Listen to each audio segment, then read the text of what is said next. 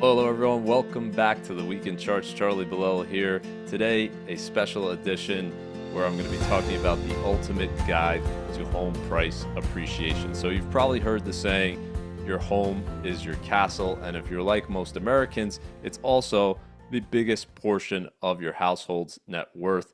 We can see here in this chart, with the exception of those under the age of 35, all of the other age groups above 60% of their net worth in terms of the median level is residing in their home equity. So naturally, a lot of Americans want to know, how much should I expect my home to appreciate over time? That's what we're going to be discussing today. We're going to be digging into all the numbers, the history, and talking about where the housing market is today. So let's begin with this table here showing you each and every year the U.S. housing market's rate of appreciation on a nominal basis, so simply how much has it gone up in terms of the actual dollar percentage-wise, and then on a real basis, adjusting that increase for the rate of inflation. And what you can see here, very quickly looking at this table, is there's no consistency whatsoever in terms of year to year. So you shouldn't have an expectation that it's going to go up 3, 4, 5% per year every year. The housing market, similar to the stock market, doesn't work like that. It's not as volatile as the stock market, but you can see here there's huge variations in any given year. But overall, looking at this period as a whole, we've seen the U.S. housing market appreciate at a rate of about 3.4% per year before inflation and 0.5% per year after inflation. So that's kind of a base case expectation. And I'm talking about inflation here. It's important to understand that there's an important relationship between the U.S. housing market and inflation. You can see from this chart here that the two variables tend to be pretty correlated over time. So inflation is higher over a 20, 30-year period, and home prices tend to be higher as well. And they tend to be correlated in terms of their rate of increase over time. And the reason for that is inflation is a reflection of how much it costs to build a home, and also how much you can afford in terms of buying a home, because you have that wage component reflected in there as well. So simply put, you should expect home prices probably to be higher 30 years from now, because there's going to be inflation over that 30-year period, which means that the cost of building a home in terms of the materials, the labor, and everything else is likely to be higher 30 years from now, and therefore that's the primary reason why home prices go up over time, because things cost more, and to replace that asset, it's going to cost more in the future than today. Now, if we look at this relationship between home prices and inflation, what you can see from this chart here is it's not static. And this is looking at up to the year 2000. You could see sometimes the appreciation was below the rate of inflation, and sometimes it was above it, but it wasn't a huge spread in either direction. The furthest it got in terms of the upside above the cumulative rate of inflation was 30% above it, but you saw these kind of swings back and forth. And so before the year 2000, nobody really talked about or thought of homes that you lived in as being an investment similar to the stock market. So they didn't view it as something where you're looking to get 10, 15% returns from the house that you're living in per year. That simply was unheard of in the housing market before the year 2000. But of course, then we had the housing bubble, which changed everything, because prices went up at a very rapid pace during that period from 2000 to 2005. And this is what that chart looks like at the end of 2005, comparing home price appreciation to inflation. You could see we got all the way up to 95% above the cumulative rate inflation. So far away from anything we had seen in history before that point in time. And then the thinking totally changed naturally in terms of what people thought of their houses. They thought of their houses at the end of 2005 as the best investment ever, even better than the stock market, because unlike the stock market, which had just gone down in 2000 and 2001 and 2002, and the S&P 500 lost over 50% of its value in that bear market. Unlike the stock market, the housing market seemed to only go up. And if you read all of the headlines and articles at the time, that's what people were saying. home prices never go down. And of course, after you have this huge period of rapid appreciation, it's very hard to envision anything but future increases. But then, of course, as we know with the benefit of hindsight, home prices did in fact go down, and they didn't go down just 1 year or to go down just a little bit. They went down every single year from 2007 to 2011.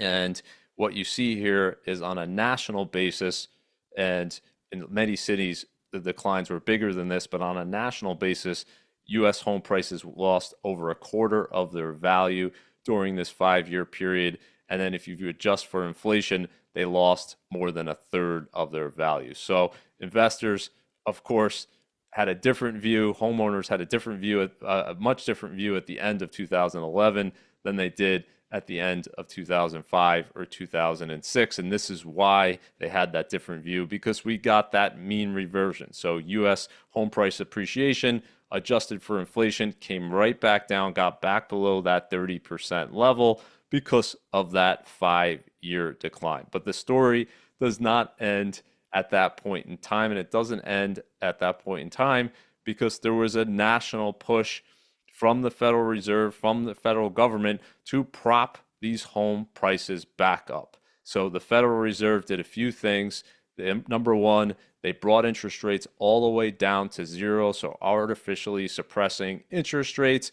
At the same time, they were doing multiple rounds of quantitative easing, buying mortgage bonds, buying treasury bonds, artificially pushing interest rates down.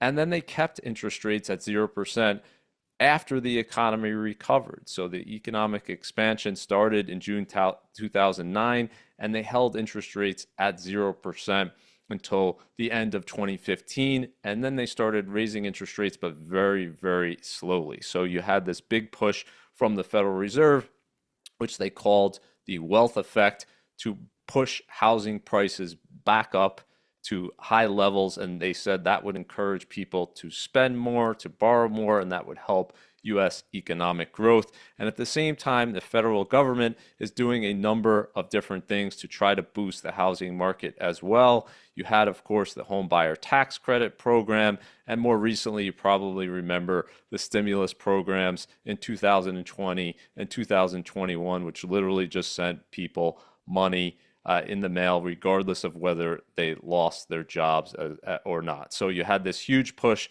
to push home prices back up to create asset price inflation. And that's exactly what happened over this period of time. We actually saw this home price appreciation chart exceed the prior peak from the last housing bubble and then some. So at the end of 2024, home prices relative to inflation got as high as 118%, a record high in terms of this relationship. So never before in history have home prices exceeded inflation by the amount that they exceed inflation today, which brings us to, of course, the affordability crisis that we have today, because home prices went up way more than people's incomes. And it did so at the same time that mortgage rates actually went up each and every year for the past few years. So what we saw was a record low in mortgage rates in 2021. The Federal Reserve was buying a lot of mortgage bonds, and that pushed interest rates down to record lows. They actually got below 3% at one point in time. And then the Fed stops buying mortgage bonds in 2022. You start to see mortgage rates skyrocket higher. They went up every year, 2021, 2022, 2023, and they ended 2024 at 6.9%.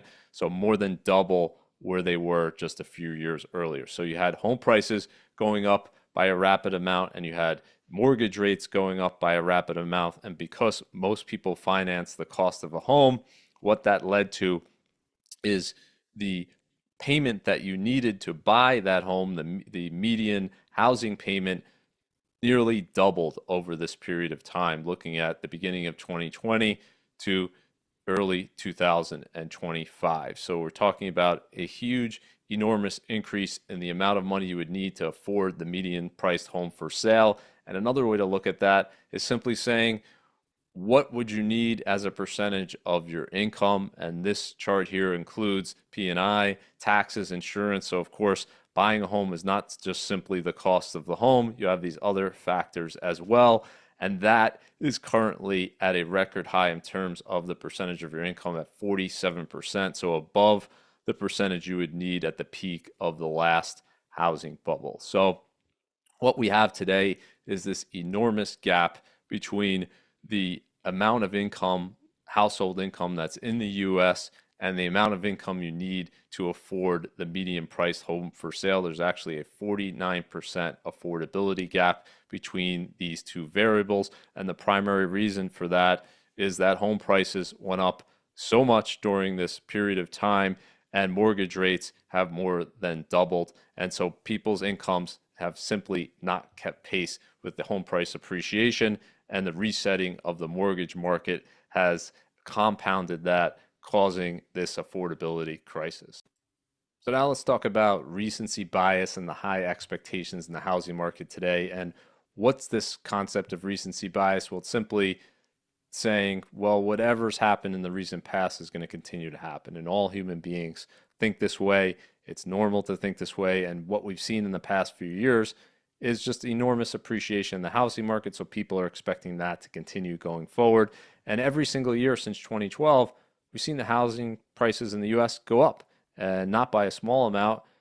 They've outpaced inflation every year except for 2022, which had only a small decline. So naturally, people are thinking, my home's going to go up and it's going to go up by a lot, because that's what's happened in the recent past. But looking at the 0.5% number, should you really expect home prices to go up more than inflation? Is that a rational thing to think? And I would argue no.